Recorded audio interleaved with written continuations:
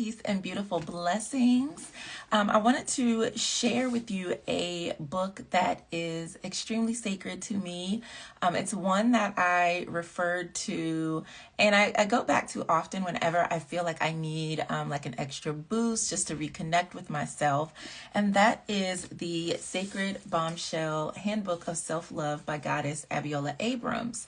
I have a digital copy, and my dear friend Fua, just the Fua, actually gave me this copy, and it is so treasured.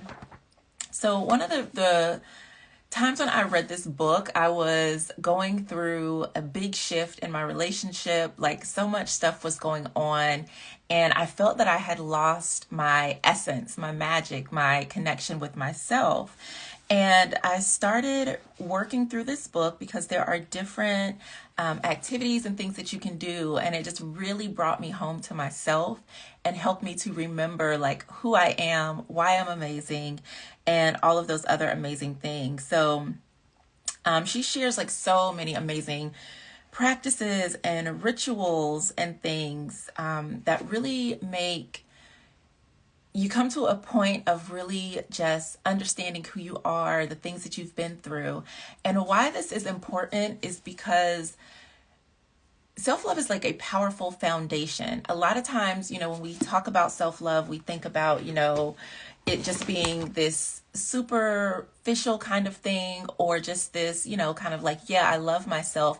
And we don't talk about the actual work that goes into cultivating a mindset of true love and acceptance for yourself.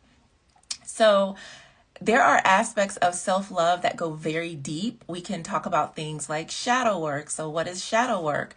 All of us have things about ourselves that we don't like, that we kind of like to sweep under the rug, things that we've kind of tucked away, hidden in our unconscious. So these shadows kind of operate like programs, right? Or stories that we don't consciously realize are running in the background. So these could be things that happened to you as a child. It could have been something that happened to you in a relationship, things that happen in your adult life. But there are aspects of ourselves that we are unaware exist or that we are uncomfortable with. And so when you do self-love work, part of that is confronting those things. So I shared a little bit of my story. I was in an abusive relationship in my early 20s, and I had to do a lot of healing work around that. And part of that was realizing that on some level, there was a part of me that thought I deserved that type of treatment. And so I know that's hard to hear. Trust me, it was hard to deal with. But when I was able to like get really real with myself, I realized that I was not fully loving on myself, because if I was, I would have had boundaries. I would have did other things to like protect myself. And so, I just wanted to use that as an example, because we can all find ourselves in situations that we would not normally have ever been in, because there's like a disconnection from self, or we're looking for something outside of ourselves, or trying to fit into molds or boxes, or, different labels and things like that. And so that is why self-love work is so crucial and critical. Ultimately, the most important relationship that we have is within ourselves. That is how we connect with spirit, source, God, goddess, whatever you choose to call it. That is the basis on which we relate to others. So if we're feeling insecure, disconnected from ourselves, if we don't really love ourselves, we cannot accept, ourselves as we are, we bring that same energy into our relationships. And you may even find that the people you attract trigger those things within us. And it's because it's coming into our awareness, not necessarily to hurt us, but for you to know like, hey, something's off here. So that gives you an opportunity to, examine it and to heal it and address it. One of the problems that I see happen the most within relationships is that things come up where we're triggered, we feel insecure, we have trust issues, we're not really able to communicate well. Things aren't going the way that we desire, but we don't do anything about it. We either complain, we stay in the situation, but we don't necessarily actively work on changing the situation. Changing the situation might mean that you have to accept, like, okay, my partner is not able to show me love in the way that I want to see it. And for some of you, that might be okay. You're like, okay, well, this is truly how they are. For others of you, it's like, whoa, like, this is something that's important to me. I really need us to work on this or shift this, and your partner's unwilling. And so you have to decide whether or not you choose to stay within that situation, within that relationship, or whether you choose to let it go. And that's the hard part. We stay in situations with people longer than we should. And I always love to use food as an example, right? So let's say you buy some strawberries. And, once food starts growing mold, the way that it works is that it seeks out other things for it to eat so that it can grow. And so when you see that, the strawberry has mold on it, what do? You cut it off, right? If you don't get to that, then the mold spreads. So the rest of the strawberries are now covered with fungus. You don't sit there and eat it. You don't try to salvage it. You don't try to, just leave it sitting there forever. You eventually have to dispose of it because you know that it's no longer good because it has mold growing all over it. We don't apply that same mindset to our relationships. We can see the red flags. We can see that it's not healthy for us. But instead of us making the choice to do something that would benefit us, whether it's letting go of the relationship, whether it's getting support in that relationship, we just kind of let it sit there, and then it just molds and gets all yucky. And that breaks us down because we're not getting the love, the connection, the support that we desire. And so that is another reason why self-love is so important. You are able to have a solid foundation and knowledge of who you are so that no matter who you go into a relationship with, hey, thank you for joining in. No matter who you go into a relationship with, you are solid. You're not going to allow yourself to be mistreated because you know who you are. You feel comfortable speaking up for yourself. You feel comfortable addressing any issues or non-issues that come up in your relationship. You're going to show up differently when you do so from a place of love. So if you are just joining, today I'm talking about self-love, and this was kind of spurred by one of my favorite books that I'll share again. But if you don't know who I am, I'm Jovhannah, the Spiritual Love Healer. I am a spiritual coach and healer that focuses on love and relationships and matters of the heart, really helping women specifically heal from toxic and unhealthy relationships. So the book that I'm sharing is one that I have treasured for a long time. It's the Sacred Bombshell Handbook of Self-Love by Abiola Abrams. She is a author. She has several books. Her most recent one is the Goddess Initiation Handbook, and she also has an oracle deck to go along with it. I love, love, love her work. So in this book, there are kind of like 11 bombshell secrets to really loving yourself. And I'm talking about self-love as being the foundation on which we can grow and develop healthy relationships.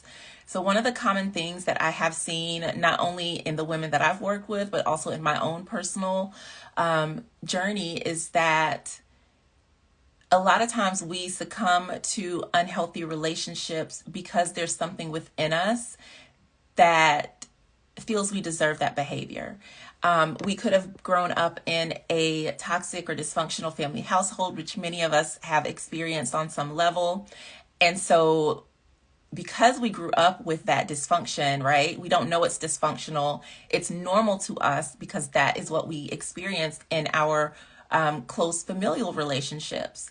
And so, we gravitate towards what we know. And so until we know that, love can look differently, that love can be something that's beautiful, that there doesn't have to be struggle, there doesn't have to be drama, there doesn't have to be, any negative energy attached to it. Like there can actually be what I like to call spiritual love, love that is unconditional, that is pure, that is what we were here, like how we were all created and what we were created to experience.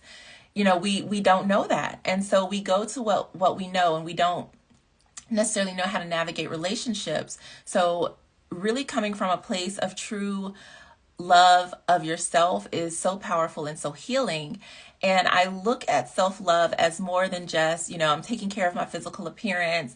It's more than, doing things that are good for us, like spending time with friends, right? Self-love is deep soul work. And it gets into a bit of shadow work, which I was explaining earlier, which is about things in our unconscious mind that we're not aware of, or the things that we don't necessarily like about ourselves. And it can also be the things that we notice in other people that we're like, oh my God, I cannot stand that. That is like one of the signs that that's like an issue within ourselves that we need to work out. And so I see self-love as deep shadow work, because at some point you have to face the parts of yourself that you don't like to show other people, those, thoughts that are running in your head. You have to face those and deal with that. And oftentimes, and this is one reason why I really love meditation, because when I was dealing with anxiety and depression from the abusive relationship that I was in, meditation was like, just, it truly saved me, because I was able to not listen to the negative track that was playing. And I was able to just become aware of it and start to hear the things that were going on in my head. And I know it's like, that sounds crazy, but we all have some sort of track running in our head where you may not recognize it. So you may, do something by mistake, and you're like, in your head, you're like, I'm so stupid. Pay attention to that, and then stop and be like, wait, whoa, like, I'm not stupid. Like, so we have to become aware of our thought process, and self-love is part of that journey that allows us to really tune in to who we are mentally, spiritually, emotionally, financially, and physically, because all of that is important. All of that has a big part in how we show up in our relationships with others. So how we treat ourselves really sets the barometer for what we allow to happen in our lives. And the more that we become aware of that, the more we can start showing up for ourselves differently, and then showing up in our relationships differently. So this is like super important to me. And one of the reasons why like I am so passionate about my work is because, hey, thank you for joining. Is because I have girls. I have 2 children. One of my daughters is 19. The other one is about to be 7. And I was able to like see how things that happened in my life impacted the way that I felt about myself, my confidence. And so that gives me the opportunity to do my best not to put my children in a place where they have to learn to love themselves. I want to be able to instill that in them so that they can avoid the toxic relationships and behaviors that I had to experience. So if I can share, my mistakes and my tragedies and my trauma to help someone else, that is what I'm going to do. And that's kind of why I started this work in the first place, because I would meet so many women that either said they did not love themselves, that they were either in a toxic relationship or an abusive relationship, or just unhealthy relationships. And unhealthy relationships don't necessarily have to be toxic, but they can just be stagnant. Like it might just be something that's really not feeding your soul or helping you, like be your best self in some way. So that's, something else to consider. Like all toxic relationships don't have to, be harmful or negative. It can just be something that's not growing, something that maybe has just come to like a dead end that you just kind of just been going with the flow with. So there's so much, that we can talk about, but it truly does begin with how you feel about yourself. And the reason why I keep talking about self-love being, deep soul work is because it is. Like, I really want people to start looking at self-love as like an excavation of your foundations in your life, of your belief system, of how you source your confidence. How do you tap into spirit, whether it's through religious practice or just, your own personal spiritual beliefs, but all of that is tied up into it. And when you get to a place where you're able to say, this is who I am, this is what I stand for, this is what I accept, this is not what I'm going to accept, that puts you in a position of power, not necessarily over other people, but power over yourself. You gain sovereignty and authority to be able to decide, I want this type of relationship. These type of people are not allowed in my life. And you're able to, act using your intuition or discernment to make better decisions for yourself as a whole. And, something else that I see that really trips people up is because we have experienced pain in the past, whether it was from family stuff, absolutely tapping into your own authority, or whether it was from being in a toxic relationship or getting divorced or dating the wrong person or whatever the case may be, we hold on to that and we beat ourselves up because, oh man, I made a mistake. This relationship didn't work out. Feeling that we're not worthy, that something is fundamentally wrong with us. But when you know who you are, when you are tapped into your authority, knowing that the divine created you to be here, to be who you are, and you're really able to come from a sense of love, from not even just a sense of self-love, but a sense of love that you are part of creation, you move differently. You show up differently. You stop looking at yourself as, oh, I'm just a woman, or, oh, I'm just a mom. You start looking at yourself like, I'm a piece of God. Like, I am divinity and I deserve so much more. Like, I deserve to be able to love. I deserve to be able to receive love and to have a beautiful, supportive community around me. So one of the things that I am just super excited and fired up about is really starting to talk about the spiritual aspects of our relationships. And you may have heard things about twin flames and karmic relationships and soulmates and things like that, but really starting to understand what that means in a way that's more practical, right? So we all have, soul family, soul partnerships, soul connections and things like that. So, yes, I am God's creation. Absolutely. When you think about that, it's like, who am I not to love myself? Who am I not to experience bliss, to experience joy, to experience happiness, to experience love without pain and trauma? We were not put here to experience, hate and negativity. But unfortunately, we complicate love. Our human nature, we complicate love because we have been hurt. And that's why healing our trauma is so important. And my definition of trauma, pardon my French because I'm about to say some words, but my definition of trauma is the shit that fucks you up. It can be something so small, or it can be something grand and complex that requires, work with a psychologist or therapist. But we all experience some sort of trauma. Falling down and skinning your knee and getting a little boo-boo, that was trauma. Getting in a major car accident where you're hospitalized for months, also trauma. Being in a relationship where, someone lied to you and it hurt your feelings, that can create trauma.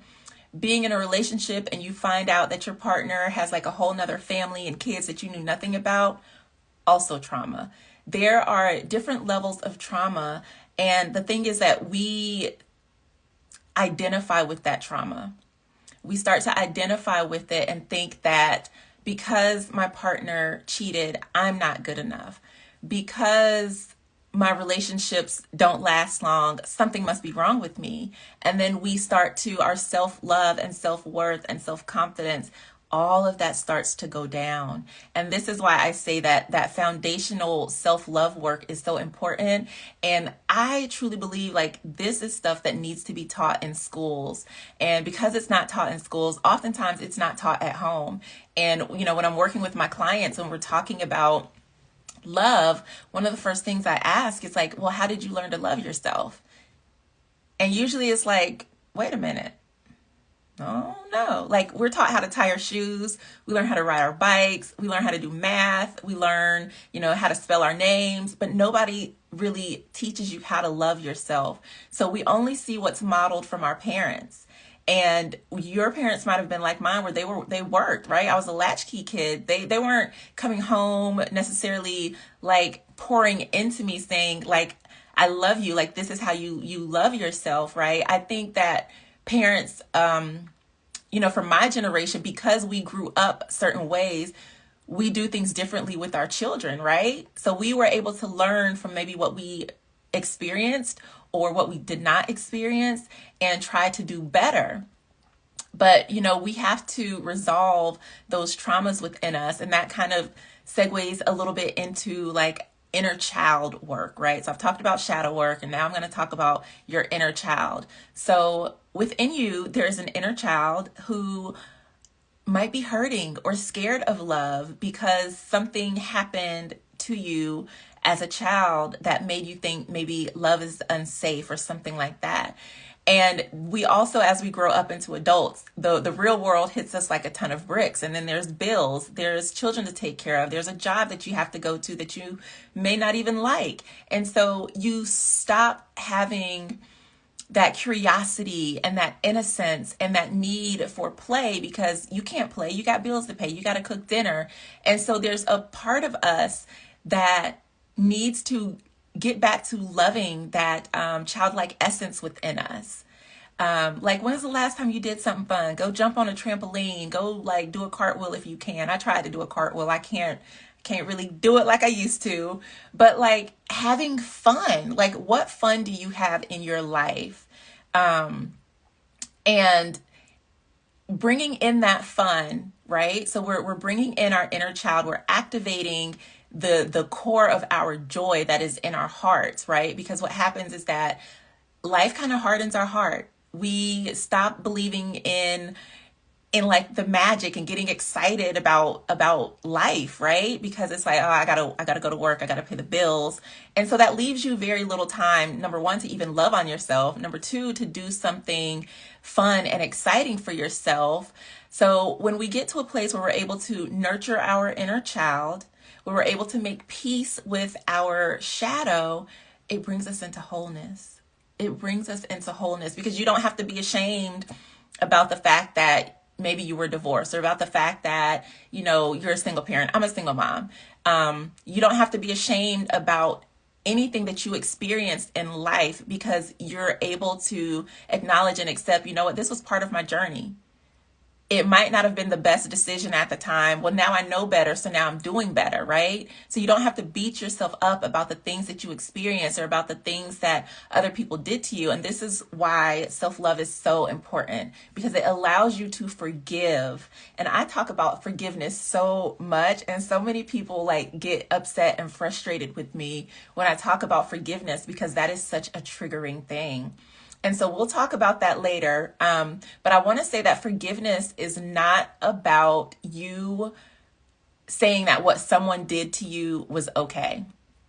I've experienced all types of trauma and assault, and I had to forgive because if I didn't, I would still be living in that pain. And what I've learned in my experience is that when we are not able to forgive, it's like it keeps activating that same energy over and over. So it's almost like being re-traumatized because you're still holding on to it and you're reminding yourself why you're so angry, why you're so hurt, when you get to choose to let it go. And forgiveness is something that has to happen in its own time. So that's why I understand when people are like upset about it at first, like you're not ready to forgive, and that's okay. It takes time. It took me I would say maybe 15 years to truly, fully forgive my ex for abusing me. It took me that long. Like there were stages where, I was letting things go, but to truly be like, okay, like I don't feel anything anymore. Like I don't have to be angry. I don't have to be hurt. Like I don't have to hate you. Like I'm at peace. Like it takes time. It takes time. And for me, I feel like it took that long because I did not have help and support, which is another reason why I want to be your help and your support, because we need it. A lot of us go through things that we don't even understand how to process, how to navigate, not necessarily having people to turn to. We're just now getting to a place where it's okay to really talk about mental health and to, really start opening up and talking about these things. So when I was dealing with depression and anxiety, that was not okay. And this was not quite 20 years ago, but it's taken some time for the world to like catch up and awaken to the fact that, oh, we do need to take care of what's happening up here the same way we need to take care of our heart and our cholesterols and everything else. Like, if our mind is not right, the rest of us is not going to be right. If our heart, if our spirit is not right, the rest of us is not going to be right, because there is a mind, body, soul connection. And science has proven this. A lot of the things that people called woo woo or like new age, it's actually science. It's actually things that were created by a higher power, by God, by divinity, that we're, you know, a lot of times when we can't understand something, we fear it. So we call it bad or negative, or it's the devil, when it's not necessarily, that's not necessarily what it is. So there's a lot that I'm just really excited to talk about. So if you have any questions, comment, let me know. You can DM me as well. And I do have a free guide where I talk about love as energy. The link is in my bio. And it breaks it down into like 4 types of relationships. So there's karmic, which I like to call low vibrational relationships. There is like situationships, there's the good relationships, and then there's what I call spiritual love, which is like the elevated, like divine, sacred union. And the beautiful thing about it is like the flow, the way that love flows is not only between 2 people. So it's not just between romantic partners. Though you have love that flows self, right? You have self-love. You have a connection of love that flows between you and your children. There's a connection between you and your boss, you and your coworkers. Like, we have relationship with so many things. You have a relationship with your phone. It might not be like the same way it is with your friend, or it might, because now you can talk to Siri, you can have a whole conversation with your phone, but you have a relationship. You have a relationship with your car. We relate to so many things. And when we overlook it, a lot of times when people think of relationships, we think of what? We think of marriage. We think of intimate partnerships. We think of dating someone else. But we forget about all the other types of relationships that we have. So I like to talk about all of them, because your family relationships matter. A lot of times your family relationships are being mirrored in your intimate relationships. And if your intimate relationships aren't good, or you tend to have a lot of, you know, toxic or unhealthy ones, there's some sort of underlying trauma that is affecting your relationships. And so that is what I am here to do. I want to help you heal your heart and mind so that you can really manifest the love and meaningful connections that you desire, and live what I like to call abundantly ever after. So abundantly ever after is kind of like a play on happily ever after. But I was like, no, I don't just want to be happy. I want to experience an abundance of love, an abundance of joy, an abundance of peace, and just an abundance of all the things, right? So your abundantly ever after is probably going to look different from somebody else's, but that's the beauty of it. You get to decide what that looks like. And coming out of a toxic relationship, it's work, right? You have to decide on who you're going to become afterwards. And a lot of times people don't realize, like, you need focus and you need direction, because otherwise you will sit in that energy for so long. And that's why, like, it's like abundantly ever after. You get to choose the woman that you want to be, no matter what you've experienced. And so part of this work too is really about you kind of like recreating yourself and deciding what you're worthy of having, and then making sure like you take the steps to go out and get it, because love is there. Abundance, money, success, happiness, joy, adventure, travel, fun, play, all of it's there for us, right? So the question is, why am I not experiencing that? And it's because there's something within that needs a little bit of love, a little bit of healing, for you to come into alignment with your best and highest, most abundant, most beautiful life. And I truly believe that is what God wants all of us to experience, is unconditional love. It's spiritual love, and not just in a relationship, right? Or within a marriage, but with life. Can you imagine if you were like, had just so much love for your job, so much love for the people that you work with, so much love for your home, for your family, for yourself, how much better the world would be if people just came from a place of love? That would be amazing. So amazing. But we all have fears and old programming that kind of run the show. And sometimes like our inner child is tantruming and running the show. And sometimes it's our fear or a shadow that's running the show. And that's why we need to learn who we are and what our stuff is, and be proactive about bringing that into our awareness, bringing healing into that, so that you can actually live a life filled with love and abundance. So that is it. I am so grateful that you were able to tune in. Like I said, if you have any questions or comments, please leave them below. Feel free to DM me. And don't forget to grab your Energy of Love guide that really kind of breaks down love as energy and kind of helps you shift the way that you are thinking about love. That was like a profound like insight that I got. It was like, love is energy. And that just like, I mean, just so many different things fired off from that. And so now I am here to kind of share that with you. So have an amazing day, and I will see you again next time. Peace.